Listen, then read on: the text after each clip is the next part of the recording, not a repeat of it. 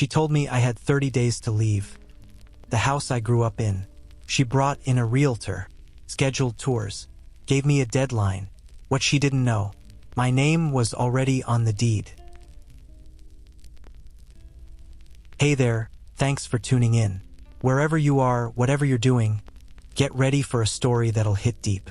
Imagine losing someone you love, and then someone else shows up trying to take everything they left behind. Ever felt like someone tried to erase your place in your own story? Stick around to see how this one ends. And if it moves you, hit that subscribe button. It really helps us keep sharing stories that matter. Hey, I'm Leela, and if you had asked me 2 years ago what my life would look like at 29, I would have probably said something about traveling, writing from hip cafes, maybe settling somewhere along the coast with a cat and a well-worn passport. Instead, I moved back into the house I grew up in, a quiet 2-story place just outside Portland, Oregon. Not because of a job or breakup, but because my father died. And the only thing that made sense in the whirlwind of grief was going home.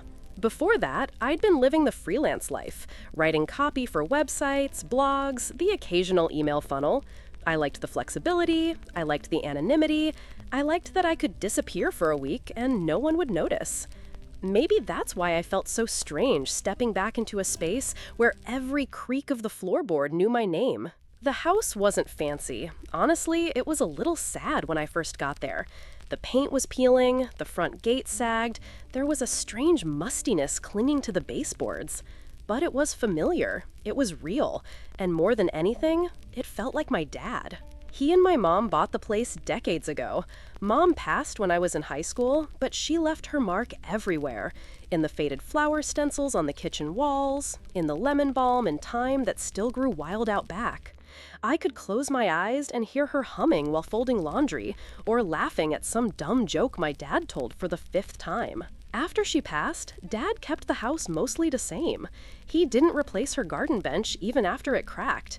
He never repainted the cabinet she chose. He just preserved it. Maybe that's what made it sacred to me. So when he got sick, really sick, I started coming home more. At first just on weekends, then every few weeks, then longer stretches. Claire, my stepmother, was supposed to help, but let's just say she had a loose interpretation of in sickness and in health. She married Dad when I was 19. She was the type of woman who wore perfume to breakfast and treated waiters like unpaid interns. Glamorous, sure, but always cold. She made it clear she wasn't there to be anyone's mom. That was fine with me. I wasn't looking for a mother, just someone who didn't treat family like a networking opportunity. Claire didn't handle illness well, said it made her depressed, so she disappeared. Spa weekends, yoga retreats, soul-searching sabbaticals. Meanwhile, I was learning how to lift my dad into a wheelchair, measure his meds, and sit beside him during the nights when his hands wouldn't stop shaking. He never complained, but I could see it in his eyes. The fatigue, the gratitude, the quiet apology that he couldn't do more. And in one of those long nights, over lukewarm tea and muffled TV noise, he looked at me and said something I'll never forget. "This house," he said, "should go to the person who actually gives a damn." A few weeks later, he had the deed updated, quietly. No big announcement, no dramatic moment, just a signature, a notarized document, and a soft pat on my shoulder. When he passed, I didn't tell anyone about it, not even Claire, especially not Claire. I just moved in, started fixing the place up, one room at a time. No grand plans, no dramatic overhauls, just soft music, old photos, and a slow return to something that felt like peace. I thought I'd have time to mourn, to reconnect with the roots my parents built, but then Claire showed up and brought a storm with her. 3 months. That's how long I had before the silence was shattered. 3 months of quiet mornings, of tea on the porch and repainting baseboards, of letting grief wash over me in waves, sometimes soft, sometimes impossible.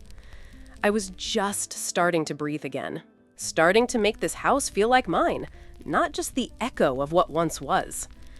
And then, Claire. She didn't call, didn't text, just showed up one Tuesday afternoon, dragging 2 suitcases and wearing sunglasses inside like a low-budget soap opera villain. The scent of expensive perfume hit me before she did. Some sharp, citrusy blend that screamed, "Look at me." She breezed through the door like she still had a key, which, unfortunately, she did, one I never thought to deactivate. I stood in the hallway, frozen, holding a paint roller in one hand and my phone in the other. She looked at me like I was a tenant overstaying my welcome. "Hey," she said casually, like we were old friends meeting for brunch. "I've decided to sell the place." At first, I thought she was joking. There was no preamble, no conversation, just a declaration, like she'd made a decision and I was merely being informed after the fact. I laughed, reflexively. You know that awkward little huff you let out when your brain can't compute absurdity fast enough? That was me. But she wasn't joking. She walked past me, surveying the living room with an appraiser's eye, opened kitchen drawers, commented on the outdated tile backsplash, criticized the curtains I'd just hung.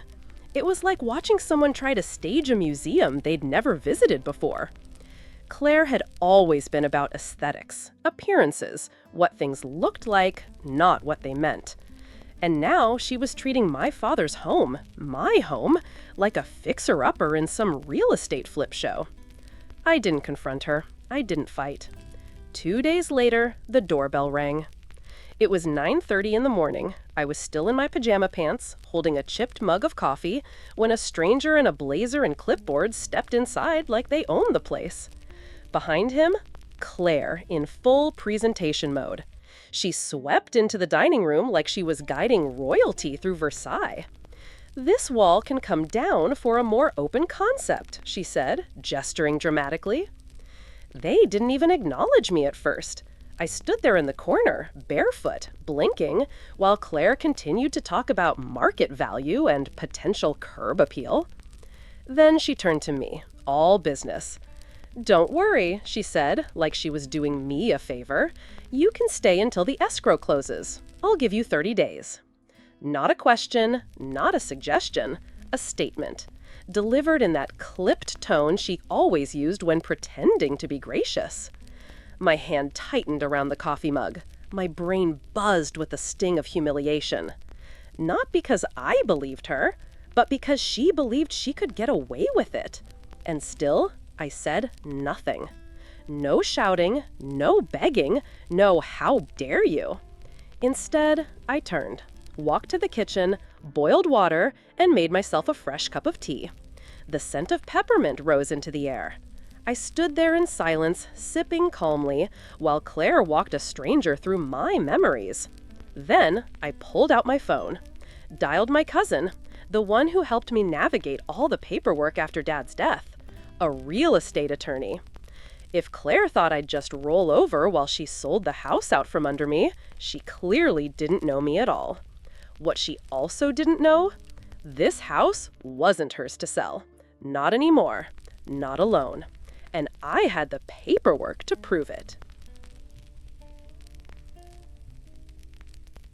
There's a special kind of power in paperwork. Not flashy power, not the kind you post about or yell across rooms. Quiet power. Paper cut sharp, slow burning, and entirely legal. And that was exactly the kind of power Claire had overlooked. The deed, the real one, had been updated 2 years before Dad passed. My name was right there, in bold letters, next to his. It was filed with the county, notarized, stored in digital and physical form, and copied to both my lawyer and my cousin. There wasn't a single I left undotted. Claire thought she was dealing with the same 19-year-old who used to bite her tongue and cry in her car after family dinners. But I had learned, I had grown, and I had come prepared. When I emailed the deed to my cousin, let's call her Julia, she actually laughed. The kind of slow, delicious laugh you only hear from someone who knows they're holding a royal flush. "Sweetie," she said over the phone, "Claire is about to be very, very embarrassed." It was tempting to shut it all down right then, show Claire the document, toss her out, and reclaim my home in one bold sweep. But something in me said, wait, because revenge isn't always about the explosion. Sometimes it's about the slow unraveling, the kind that happens in real time, where every smug smile, every fake showing, every comment about paint colors stacks up and then collapses like a poorly built tower of lies. So we waited. Claire, oblivious and full of confidence, scheduled showing after showing. She left out cheese plates, she rearranged throw pillows, she even put a little bell on the front door so it would chime when buyers entered. It was all very curated, all very Claire. And I stayed put. I didn't hide, I didn't explain myself, I simply existed in the space, watering my mom's lemon balm, playing soft jazz in the afternoons, baking banana bread that made the entire house smell like childhood. I was the ghost of the home's real legacy, standing quietly in the background of her fantasy. Buyers came and went. Most gave me strange looks, unsure if I was a squatter or a stager. Claire spun little stories, called me a distant relative or a temporary guest. She was good at talking fast, but cracks were forming. Then came that couple. They were in their mid-40s, clearly well off, and clearly enchanted by Claire's charm. She turned it up to 11 that day. Fresh cupcakes on the counter, lilies in the hallway, and a whole speech about the legacy of this property. I let her have her performance. Waited until they were deep into the tour, halfway through the living room, sipping complimentary Pellegrino and talking about knocking down the den wall, before I stepped in. "Can I get you two some lemonade?" I asked gently. They looked surprised, but nodded. Claire froze in place. I walked calmly to the kitchen, poured 2 tall glasses, and returned to the living room with a soft smile. The wife thanked me. The husband glanced between me and Claire, visibly confused. And then, like I was discussing the weather, I said, "Just so you know, Claire doesn't actually own this house. It's jointly owned. Any sale would be invalid without my signature." Silence. Utter, golden, absolute silence. The wife's eyebrows lifted. The husband blinked twice, clearly computing what had just been said. Claire's mouth opened, then shut. Her face drained of color. If smugness had a kill switch, I'd just flipped it. I sipped my own lemonade. They stayed another minute, maybe out of politeness, maybe out of shock, and then left. Claire didn't follow them out. She just stood there, frozen, looking at me like I'd just undone her entire performance with a single sentence. And I had. Because I wasn't just the quiet girl in the corner anymore. I was the legal co-owner of the very house she was trying to sell. And I had every intention of reminding her, very publicly, that she had no power here. Not anymore. What came next? Let's just say Claire finally realized what happens when you build your delusions on someone else's foundation. And I was about to bring the whole thing down, brick by brick, without raising my voice once. There are moments in life when silence holds more power than shouting ever could. After the walk-through disaster and the carefully dropped truth about the deed, Claire tried to pretend it hadn't happened, at least for a day or two. She huffed around the house, slamming doors, muttering to herself, making long, hushed calls I'm sure were to her latest consultant or that one real estate friend with questionable ethics. But the illusion was cracking. I stayed out of her way, not because I was afraid, but because I had already won. She just didn't know it yet. The next morning, it all came to a head. Claire cornered me in the living room like a badly scripted courtroom drama. Her face was flushed, one hand on her hip, the other pointing a perfectly manicured finger at me. "You've sabotaged everything," she hissed. "You're ungrateful, manipulative, vindictive." That last one actually made me chuckle, not out loud, but somewhere deep inside. The irony of her calling me manipulative was almost too rich. I didn't argue, didn't fire back. Instead, I turned, walked quietly to the hall closet, and pulled out the manila folder I'd prepared days ago, just in case. Inside was everything. A certified copy of the deed, the filing receipt from the county recorder's office, notarized forms, time-stamped email backups, and a copy of the temporary restraining order my cousin had fast-tracked based on Claire's attempted property fraud. When I handed it to her, her fingers trembled. She flipped through the papers like they were in another language, not because she couldn't read them, but because her brain simply refused to accept what they meant. This wasn't a bluff. This wasn't a dramatic showdown. This was black and white, ink on paper, legal fact. And all I said, calmly, evenly, like I was reading a recipe off the back of a cereal box. I've also filed a restraining order for attempted property fraud. My lawyer will be in touch. That was it. No dramatics, no speech, no emotion beyond calm precision. She stared at me for what felt like a full minute. And then, without a word, she dropped the folder onto the coffee table and stormed upstairs. That was the last time we ever spoke. She packed in silence over the next 48 hours. Her designer heels clacked across the hardwood like a defeated drumbeat. I watched her carry her overpriced luggage down the porch steps, her jaw clenched, her eyes never meeting mine. She took everything she'd brought, the silk robes, the luxury face creams, her fake pearls, and that weird crystal orb she claimed brought her clarity. But she couldn't take the one thing she wanted most, control. She didn't say goodbye, and I didn't chase her. The moment she drove off, I walked to the living room, dusted off Dad's old record player, and pulled out Rumors. That vinyl had scratches and warps in all the right places, like the grooves remembered us. I put on Go Your Own Way, turned the volume up just enough to feel it in my bones, and stood in the center of the room, my room, with the kind of breath I hadn't taken in months.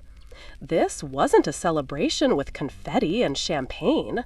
This was quiet victory, surgical, precise, righteous. Claire had underestimated me.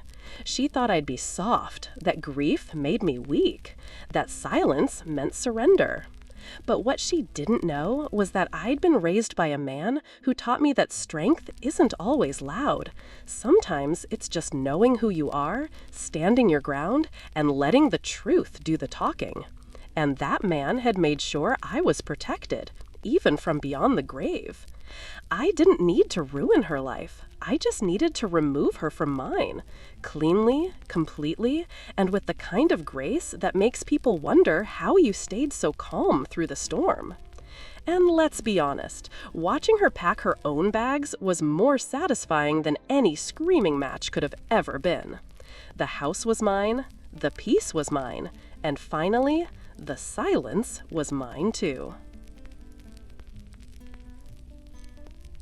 The silence that followed Claire's departure wasn't just peaceful, it was transformative. For the first time in months, I could hear the house breathe again.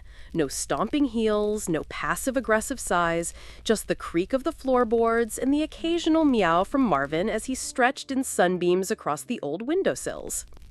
The tension had lifted like a storm cloud finally passing, and with it came a sense of purpose I hadn't felt since before Dad got sick. I started with the living room, stripped the faded wallpaper, and rolled on a soft sage green, something fresh, earthy, warm. Every brushstroke felt like reclaiming the walls from her shadow. Then came the carpet.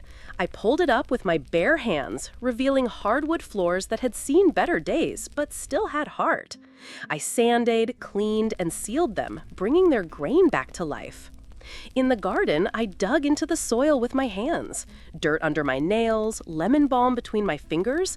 It was like reconnecting with Mom in a language only she and the plants understood. I replanted rosemary, lavender, and of course, lemon balm. The scent carried through the back porch like a quiet blessing. My days filled with sweat and small victories.